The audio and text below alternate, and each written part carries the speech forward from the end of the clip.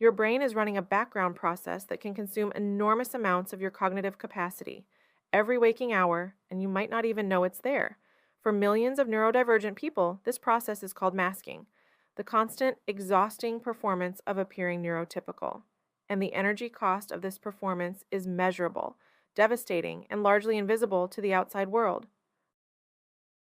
The common understanding of masking frames it as basic social courtesy, being polite in social situations, code switching at work, or putting on your game face when you need to. Most people engage in some version of behavioral adaptation. We adjust our behavior depending on context. That's just being socially aware.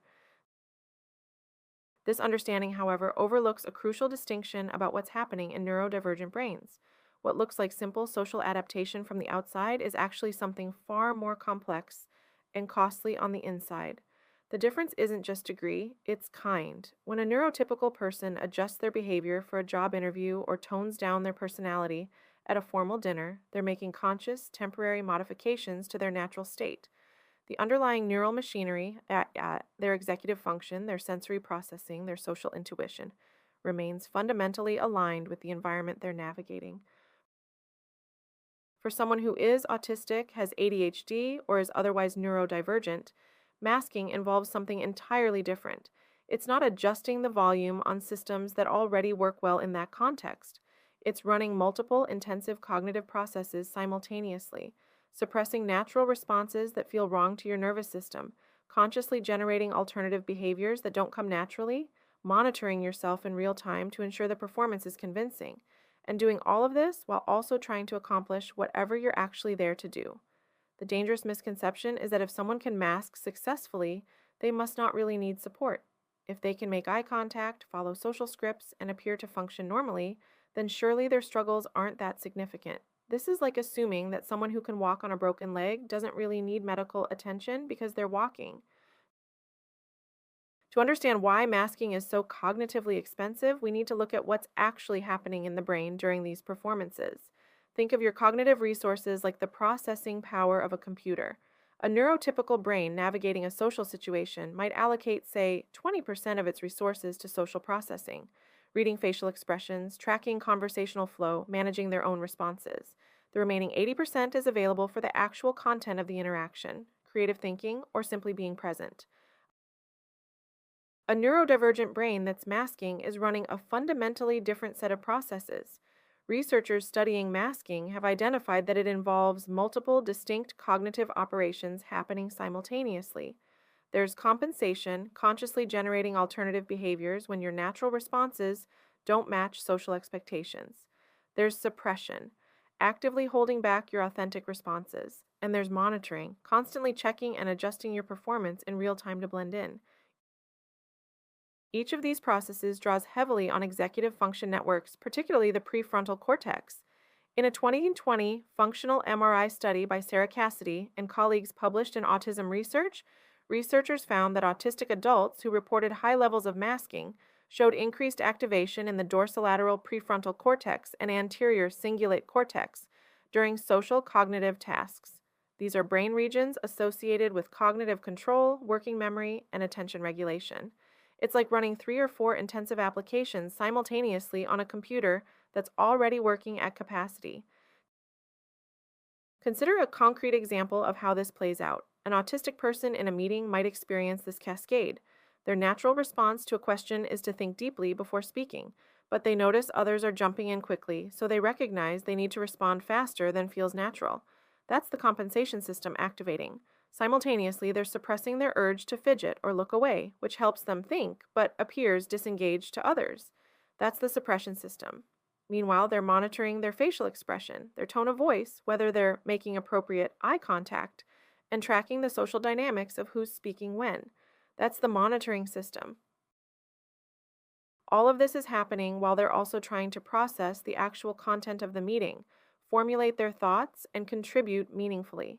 It's like trying to have a conversation while simultaneously translating between languages, monitoring your pronunciation, and performing a complex dance routine. Researchers have described this as a form of cognitive load, the brain's attempt to maintain stability in an environment that doesn't match its natural processing style. But this kind of adaptation comes with a cost. Every time your system has to work harder to maintain balance, it depletes resources that would otherwise be available for other functions. In a 2019 study by allocate and Zoe Troxel-Whitman, published in Clinical Psychological Science, researchers found that autistic individuals who reported higher levels of camouflaging, another term for masking, showed elevated cortisol levels throughout the day compared to those who masked less. Their nervous systems were registering the cognitive effort as a form of chronic stress, even when nothing obviously stressful was happening. The analogy that captures this best might be simultaneous interpretation.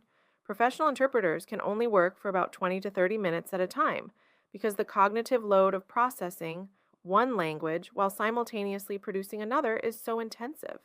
Masking is like being a simultaneous interpreter between your natural neurological language and the neurotypical social language expected in your environment.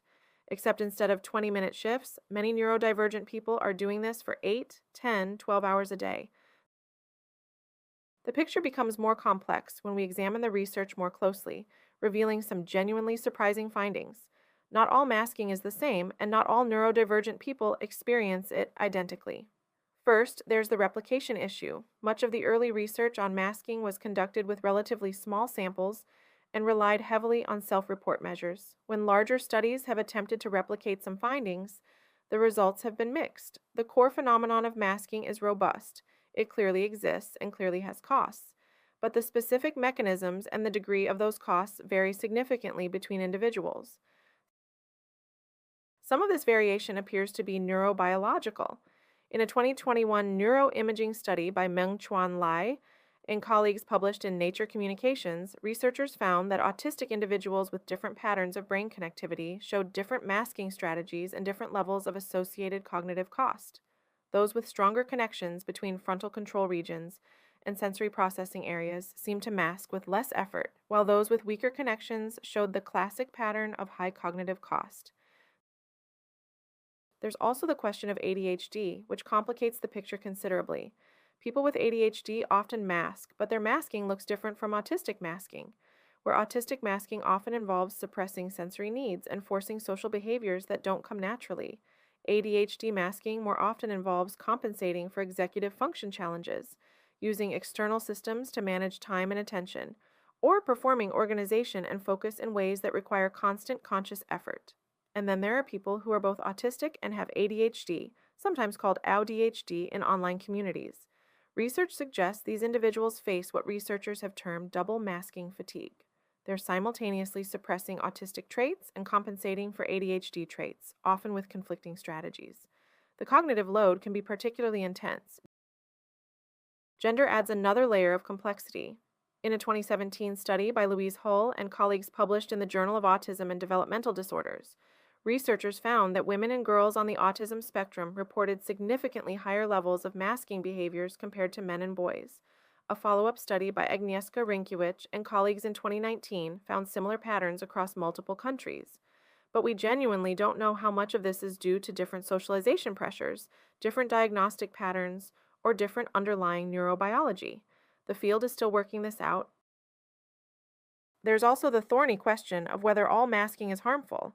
In a 2019 paper in Autism in Adulthood, Catherine Lord and colleagues at UCLA argued that certain forms of social learning and adaptation might be protective rather than depleting for some individuals. Learning to navigate social situations more effectively could, in theory, reduce rather than increase stress over time. But the data on this is mixed, and it's proving difficult to distinguish between adaptive social learning and harmful masking in practice. What we do know is that masking burnout is real and measurable. Researchers have documented a specific pattern of cognitive exhaustion that shows up in neurodivergent individuals after prolonged masking. It's characterized by what's been described as executive function fragmentation, the breakdown of higher-order cognitive processes like planning, working memory, and emotional regulation. But we're still learning about what predicts who will experience this burnout and when. So, what does this mean for how you think about neurodivergent people in your life, or for how you understand your own experience if you're neurodivergent yourself? First, it means taking invisible effort seriously.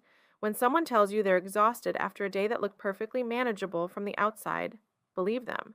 The cognitive load of masking doesn't show up on the surface. Someone can appear to be functioning well while running their neural systems at unsustainable levels. If you're neurodivergent yourself, this research offers both validation and practical implications. The exhaustion you might feel after social interactions isn't weakness or oversensitivity. It's the measurable cost of running intensive cognitive processes for extended periods. Understanding this can help you make more informed decisions about when and how much to mask. This doesn't mean masking is always wrong or that you should never adapt your behavior to social contexts.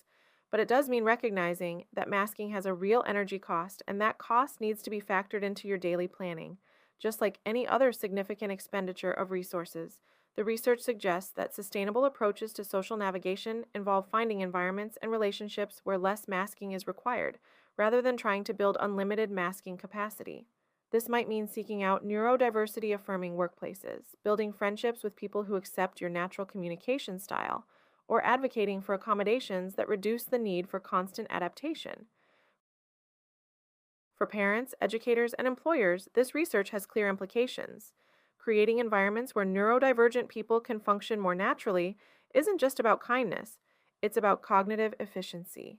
When someone doesn't have to spend enormous amounts of their mental resources on masking, that capacity becomes available for creativity, problem solving, and meaningful contribution. This also means rethinking how we interpret social behavior. When a neurodivergent person seems withdrawn, appears to struggle with eye contact, or needs to stim or move during conversations, these aren't necessarily problems to be fixed. They might be signs that someone is conserving cognitive resources or processing information in their natural way. The goal isn't to eliminate all social adaptation. That's neither possible nor desirable. The goal is to create a world where the basic act of existing in social spaces doesn't require neurodivergent people to run their cognitive systems at maximum capacity just to appear acceptable. Masking reveals something profound about human neurodiversity and the hidden costs of conformity. What looks like smooth social functioning from the outside often represents an extraordinary feat of cognitive effort on the inside. Multiple intensive brain processes running simultaneously, depleting resources that could otherwise fuel creativity, connection, and growth. The exhaustion that follows isn't personal weakness, it's the measurable consequence of translating between neurological languages in real time, often for hours at a stretch. Understanding masking means recognizing that true inclusion isn't about helping neurodivergent people perform neurotypicality more efficiently. It's about creating spaces where different kinds of minds can function naturally, reserving their cognitive resources for the work and relationships that actually matter. The brain running that expensive background process deserves environments where it can finally, safely shut that program down.